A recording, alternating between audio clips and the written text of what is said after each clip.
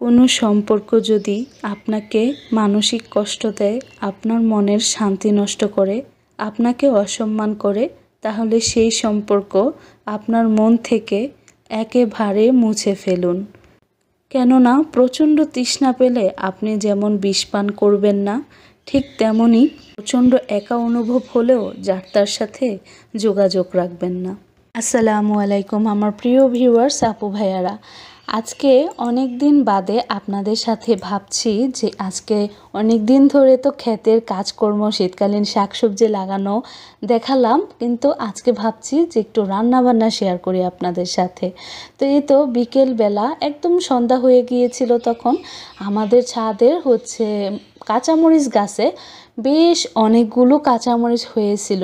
তো আমাদের বাড়ি থেকে এত এত কাঁচামরিচ মা দিয়ে দিছে, প্রায় 1 কেজির মতো তো হবেই।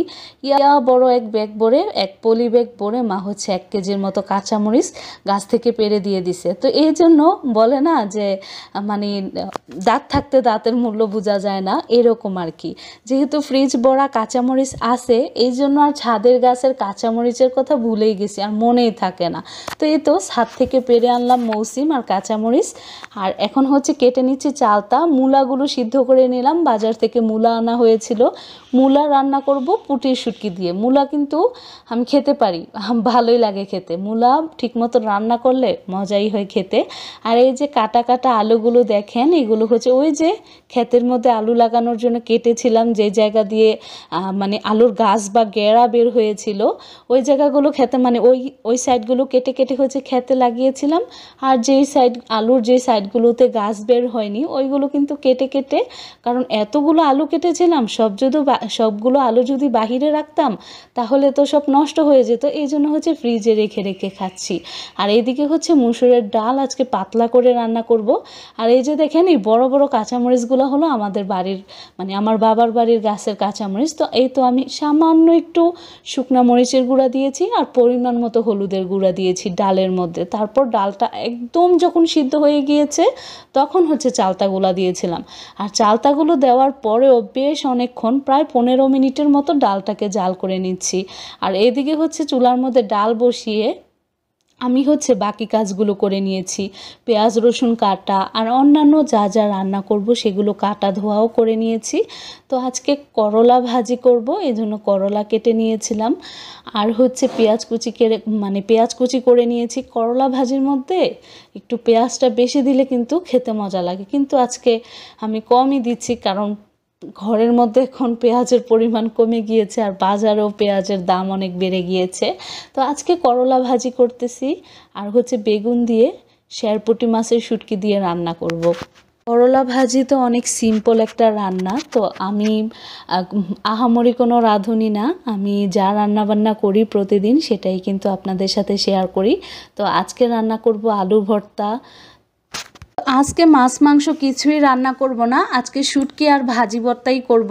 তো আলুর ভর্তা বানাবো, সাথে করলা ভাজি করলাম, আর বেগুন দিয়ে শেরপুঁটি মাছের শেরপুঁটির শুটকির একটা তরকারি রান্না করব। তো এই তো আমি বেগুনগুলো তেসরা তেসরা করে কেটে নিয়েছি। তো সিলেটি ভাষায় একটা কথা আছে, হিদলের লগে বায়ুন মিলে।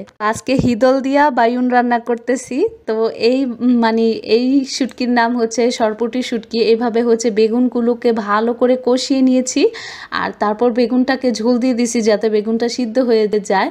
আর যখন বেগুনটা প্রায় সিদ্ধ হয়ে যাবে, তখন কিন্তু একটু ঝোলটা দেওয়ার পর ঝোলটা ভালো করে শুকিয়ে এলে তারপর শুটকিগুলো দিয়ে দিব। আর করলা ভাজি ওই পাশে আর আলুর ভর্তা বানাবো। এর আগে কখনো শেরপুঁটি শুটকি রান্না করিনি, কিন্তু ওই দিনই প্রথম শেরপুঁটি শুটকি রান্না করেছিলাম। তো আপু ভাইয়ারা, মনটার মধ্যে অনেক বেশি কষ্ট, কারণ কি এই যে এই দিনে অগ্রহায়ণ মাস চলে আসছে। তো এখন বাংলা মাস, অগ্রহায়ণ মাস চলে আসছে। তো এই দিনে আমাদের ক্ষেত ভর্তি ফসল থাকে শীতকালীন। তো কি হয়েছে, আমাদের ক্ষেতের সমস্ত শাক সবজি, আলু লাগিয়েছিলাম, টমেটো ফুলকপি লাগিয়েছিলাম, সব বৃষ্টির পানিতে একদম ধুয়ে মুছে হচ্ছে মেসাকার হয়ে গিয়েছে। তো এই জন্য হচ্ছে টমেটো গাছ যে লাগাই, টমেটো গাছে হয়তো বা ফল আসে না, ফুলকপিতেও হয়তো ফুলকপি বড় হয় না, কিন্তু গাছগুলো একদম ফুলে ফেপে ডালাপালা ছেড়ে মানে একদম ফল দেওয়ার উপযোগী যে একটা হয় না, বড় হয়ে যায় পুরা, দেখতেও চোখের মধ্যে ভালো লাগে। আর তাছাড়া লাল শাক, পালং শাক, মূলা শাক, ধনিয়া পাতা, মটরের শাক, এগুলা কিন্তু সব মূলো, এগুলা কিন্তু সব খাওয়ার আন্দাজ হয়ে যায় এখন। মানে অন্যান্য সময় হলে দেখা যেত বা আমার গত বছরের ভিডিওগুলো যদি আপনাদের সামনে আসে বা আপনারা যদি দেখেন তাহলে দেখতে পারবেন এই দিনে হচ্ছে আমি প্রতিদিন হচ্ছে 2 পদের শাক রান্না করেছি। এমন কোনো দিন নাই যে আমি 2 পদের শাক রান্না করি নাই। তো এখন হচ্ছে আমার কি কপাল, সব তো টাকা পয়সা মানে সব টাকা পয়সা তো মাইরই গেল, কষ্টও মাইর গেল, আর শাকসবজিও হচ্ছে কিনে খেতে হচ্ছে। মন ভরে হচ্ছে শীতের সবজি খেতে পারছি না। শীতকালে যদি মন ভরে পেট ভরে শীতের সবজি মানে না খেতে পারি তাহলে কিন্তু আমার কাছে একদমই ভালো লাগে না। শীতকাল মানেই তো গামলা ভর্তি একদম শাক সবজিতে ভরপুর থাকবে। তো এখন হচ্ছে খাচ্ছি আলুর ভর্তা। ওই যে ক্ষেতের মধ্যে লাগিয়েছিলাম আলু, সেখানে আলুর যেই দিকগুলোতে হচ্ছে গাছ গজায়নি ওইগুলো ফ্রিজে রেখে রেখে এখন হচ্ছে খাচ্ছি। তো আমার আজকের ব্লগটি ছিল এই পর্যন্তই। আপনারা দোয়া করবেন, আমরা হচ্ছে আবার নতুন করে হচ্ছে ট্রাক্টর এনে হাল চাষ করে আবার নতুন করে শীতকালীন শাকসবজি লাগাবো বা লাগাচ্ছি। তো দোয়া করবেন যাতে হচ্ছে এইবার আর কোনো ক্ষতি না হয়। তো আলুর ভর্তার সাথে চালতা দিয়ে টক মুসুরের পাতলা রসুনের বাগার দেওয়া ডাল, তো খেতে কিন্তু অসম্ভব মজা লাগতেছিল, শীতের সবজি থেকে কোনো দিক দিয়ে কম না। তো আলুর ভর্তা আর ডাল সেটাও কিন্তু আমার পছন্দের একটা খাবার, বেশিরভাগ মানুষই এটা পছন্দ করে আলুর ভর্তা দিয়ে ডাল দিয়ে ভাত খেতে। তো টাটা, বাই বাই, আল্লাহ হাফেজ। আজকের ভিডিওটি ছিল এই পর্যন্তই। যাদের কাছে ভালো লেগেছে সুন্দর একটি কমেন্টস করে যাবেন। আল্লাহ হাফেজ।